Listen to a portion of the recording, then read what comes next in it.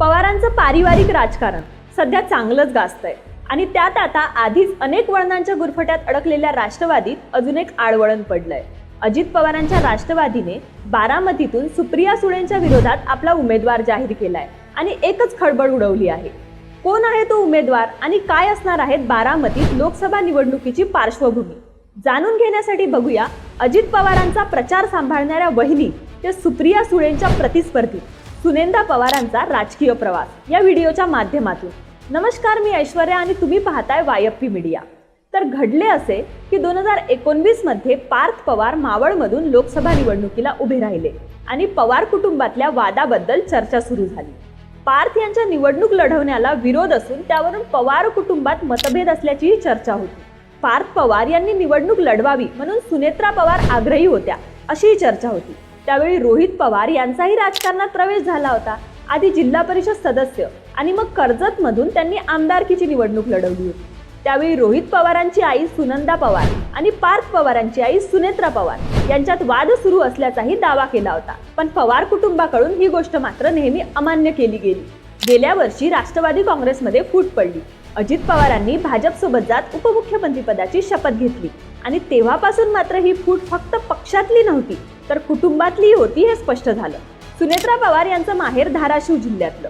राष्ट्रवादी काँग्रेसचे ज्येष्ठ नेते पद्मसिंह पाटील यांच्या त्या बहिणी। धाराशिव मधल्या तेरमध्ये सुनेत्रा पवारांचं लहानपण गेलं। वडील स्वातंत्र्य सैनिक आणि गावचे पाटील, त्यामुळे घरातच राजकारण आणि समाजकारणाचा वसा सुनेत्रा पवारांना लाभला। पाटील आणि शरद पवार यांच्या राजकारणातल्या सलोख्यातून सुनेत्रा आणि अजित पवारांचं लग्न ठरलं। 1980 मध्ये सुनेत्रा ह्या लग्न होऊन बारामतीला आल्या तेव्हा अजित पवारांनी राजकारणात प्रवेश केलेला नव्हता। अजित पवारांचे राजकारण सुरू झाले आणि सुनेत्रा पवार सुरुवातीचे काही वर्ष घरात रमल्या। सुनेत्रा पवारांच्या सामाजिक कार्याला सुरुवात झाली ती काटेवाडीमधूनच। त्यांच्या राजकीय प्रवासाच्या सुरुवातीतला एक किस्सा जाणकार सांगतात। तर झाले असे की अजित पवार साताऱ्याचे पालकमंत्री असताना महाबळेश्वरला फिरायला गेलेले। सुनेत्रा पवारांना परतीच्या प्रवासात संत गाडगे बाबा ग्राम स्वच्छता अभियान सुरू असलेलं एक गाव त्यांनी दाखवलं आणि त्यातूनच प्रेरणा घेऊन काटेवाडी प्रकल्पाची सुरुवात झाली होती। लोकांना त्यांच्याबद्दल खूप गैरसमज होते। त्यांना वाटायचं काटेवाडी प्रकल्प सुनेत्रा पवारांची हौस संपली की बंद होईल, पण झाले या उलट। प्रकल्प सुरू झाला तेव्हा काटेवाडीमध्ये 80% लोकांकडे शौचालयही नव्हती आणि त्यातून निर्मल ग्राम आणि मग ग्राम स्वच्छता अभियानाच्या माध्यमातून सुनेत्रा पवारांच्या सामाजिक कार्याला सुरुवात झाली। यानंतर त्यांनी राज्यातल्या 86 गावांमध्ये निर्मल ग्राम मोहिमेचं नेतृत्व केलं। या माध्यमातून त्यांनी निर्मल ग्राम स्वयंसहाय्यता चळवळ राबवली। काटेवाडीचे निर्मल ग्राम तर झालेच, शिवाय त्याचे मॉडेल आणि इको व्हिलेज म्हणूनही रूपांतर त्यांनी केले। याच बरोबरीने बारामती परिसरात टँकर मुक्त करण्यासाठी त्यांनी प्रोजेक्ट मेघदूत हाही राबवला। परिसरात स्त्रियांना रोजगार मिळवण्यासाठी बारामतीमध्ये टेक्सटाईल पार्कला सुरुवात झाली। जवळपास 15,000 महिला या टेक्सटाईल पार्कमध्ये काम करतात। या टेक्सटाईल पार्कचं चेअरमन पद 2006 पासून सुनेत्रा पवारांकडेच आहे। याच बरोबरीने त्या विद्या प्रतिष्ठान या शैक्षणिक संस्थेवर देखील ट्रस्टी म्हणून कार्यरत आहे। त्यांच्या कामासाठी त्यांना अनेक पुरस्कारही मिळाले आहेत। सामाजिक कार्याच्या माध्यमातून सुनेत्रा पवार जरी बारामतीमध्ये सक्रिय असल्या तरी राजकारणाशी मात्र त्यांचा थेट संबंध येत नव्हता। सामाजिक कार्याच्या माध्यमातून सुनेत्रा पवार जरी बारामतीमध्ये सक्रिय असल्या तरी राजकारणाशी मात्र त्यांचा थेट संबंध येत होता तो अजित पवारांसाठी केलेल्या निवडणूक प्रचाराच्या किंवा इतर वेळच्या कामांच्या निमित्ताने।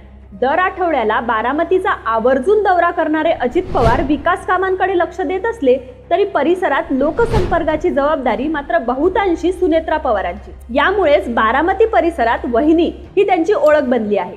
राजकारणात मात्र त्या यापूर्वी थेट सक्रिय नव्हत्या, पण अजित पवारांसाठीच्या बारामती प्रचाराचे नियोजन आणि दौरे मात्र बहुतांशी वेळी त्याच करत असत। गाव भेटी, बैठका, दौरे आणि महत्त्वाच्या लोकांना भेटणे या सगळ्यांची जबाबदारी त्यांच्याकडे असायची।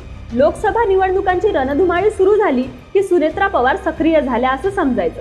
त्यांनी वेगवेगळ्या भागात भेटीगाठी आणि कार्यक्रमातून सुरुवात केली। महिनाभरापूर्वी त्यांचा प्रचार रथ बारामतीमधून फिरायला लागला आणि त्यानंतरच बारामतीमध्ये ही निवडणूक पवार विरुद्ध पवार अशी असणार आहे स्पष्ट झालं।